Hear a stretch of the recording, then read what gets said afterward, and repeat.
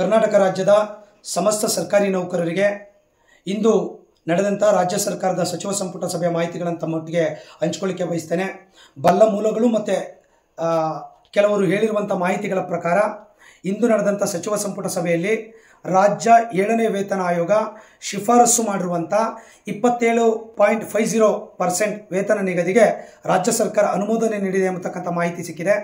ಹಾಗೆಯೇ 1/7/2022ರಿಂದ ಕಾಲ್ಪನಿಕವಾಗಿ ವೇತನವನ್ನು ನಿಗದಿಪಡಿಸಲು ಸಹ ಇಂದಿನ ಸಚಿವ ಸಂಪುಟ ಅನುಮೋದನೆ ನೀಡಿದೆ ಎಂಬತಕ್ಕಂಥ ಮಾಹಿತಿ ಸಿಕ್ಕಿದೆ.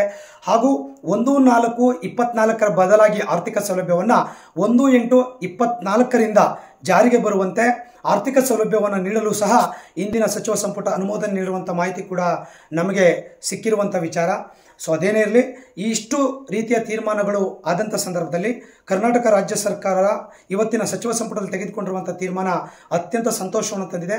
7ನೇ ವೇತನ ಆಯೋಗಕ್ಕೆ ಸಂಬಂಧಪಟ್ಟಂತೆ ಇವತ್ತು ತೆಗೆದುಕೊಂಡಿರುವಂಥ ತೀರ್ಮಾನಕ್ಕೆ ಸನ್ಮಾನ್ಯ ಮುಖ್ಯಮಂತ್ರಿಗಳಾಗಿರುವಂಥ ಸಿದ್ದರಾಮಯ್ಯ ಸಾಹೇಬರಿಗೆ, ಉಪಮುಖ್ಯಮಂತ್ರಿಗಳಾಗಿರುವಂಥ ಡಿ.ಕೆ. ಶಿವಕುಮಾರ್ ಸಾಹೇಬರಿಗೆ, ಹಾಗೆಯೇ ಸಚಿವ ಸಂಪುಟದ ಎಲ್ಲ ಸಚಿವರಿಗೆ, ಹಾಗೆಯೇ ಆರ್ಥಿಕ ಇಲಾಖೆಯ ಉನ್ನತ ಮಟ್ಟದ ಅಧಿಕಾರಿಗಳಿಗೆ, ಇದರ ಜೊತೆ ಕರ್ನಾಟಕ ರಾಜ್ಯ ಸರ್ಕಾರಿ ನೌಕರ ಸಂಘ ಸಾಕಷ್ಟು ಪ್ರಯತ್ನವನ್ನ ಎಲ್ಲ ಜಿಲ್ಲಾಧ್ಯಕ್ಷರು, ತಾಲೂಕು ಅಧ್ಯಕ್ಷರು ಮತ್ತೆ ಸಂಘಟನೆಯ ಎಲ್ಲ ಹಿತೈಷಿಗಳು ಮತ್ತೆ ವೃಂದ ಸಂಘದವರು ಕೂಡ ಸಾಕಷ್ಟು ಶ್ರಮವನ್ನು ಹಾಕಿರೋದಕ್ಕೆ ಅವರೆಲ್ಲರಿಗೂ ಅಭಿನಂದನೆಗಳನ್ನು ಸಲ್ಲಿಸ್ತೇನೆ. ಇದರ ಜೊತೆ ಇನ್ನೂ ಉಳಿದಂಥ ವಿಚಾರಗಳ ಬಗ್ಗೆ NPS OPS ಆಗುವಂಥ ವಿಚಾರದ ಬಗ್ಗೆ ಇವತ್ತೇನು ಕೂಡ ಚರ್ಚೆಗಳಾಗಿಲ್ಲ. ಹಾಗೆ ರಾಜ್ಯದ ಆರೋಗ್ಯ ಯೋಜನೆ ನೌಕರಿಗೆ ಸಂಬಂಧಪಟ್ಟಂತೆ ಯಾವುದೇ ತೀರ್ಮಾನಗಳು ಇವತ್ತಿನ ಸಭೆಯಲ್ಲಿ ಆಗಿಲ್ಲ.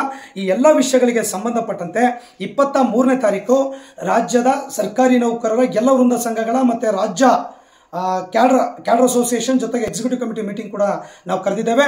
ಅವತ್ತಿನ ಸಭೆಯಲ್ಲಿ ಸ್ಪಷ್ಟವಾಗಿರುವಂಥ ತೀರ್ಮಾನವನ್ನು ಕೂಡ ಮುಂದೆ ಯಾವ ಹೆಜ್ಜೆಗಳನ್ನು ಇಡಬೇಕು ಅನ್ನುವಂಥ ತೀರ್ಮಾನವನ್ನು ಕೂಡ ನಾವು ಮಾಡೋರಿದ್ದೇವೆ ಎಂಬತಕ್ಕಂಥ ಮಾಹಿತಿಯನ್ನು ಕೂಡ ಈ ಸಂದರ್ಭದಲ್ಲಿ ನಾನು ತಮ್ಮೊಟ್ಟಿಗೆ ಹೇಳ್ಕೊಳ್ತಾ, ಇವತ್ತು 7ನೇ ವೇತನ ಆಯೋಗದ ಬಗ್ಗೆ ಒಂದು 4 ತಿಂಗಳು ನಮಗೆ ಅರಿಯರ್ ಸಿಕ್ತಿಲ್ಲ ಅನ್ನುವಂಥದ್ದು ಬಿಟ್ಟರೆ ಇವತ್ತಿನ ತೀರ್ಮಾನ ಒಂದಿಷ್ಟು ನೌಕರಿಗೆ ಅನುಕೂಲ ಆಗಿದೆ. ಆ ಕಾರಣಕ್ಕಾಗಿ ಮತ್ತೊಮ್ಮೆ ರಾಜ್ಯ ಸರ್ಕಾರಕ್ಕೆ, ಮುಖ್ಯಮಂತ್ರಿಗಳಿಗೆ, ರಾಜ್ಯ ಸರ್ಕಾರಿ ನೌಕರ ಸಂಘದ 6 ಲಕ್ಷ ನೌಕರ ಪರವಾಗಿ ಅಭಿನಂದನೆಗಳನ್ನು ಸಲ್ಲಿಸ್ತೇನೆ.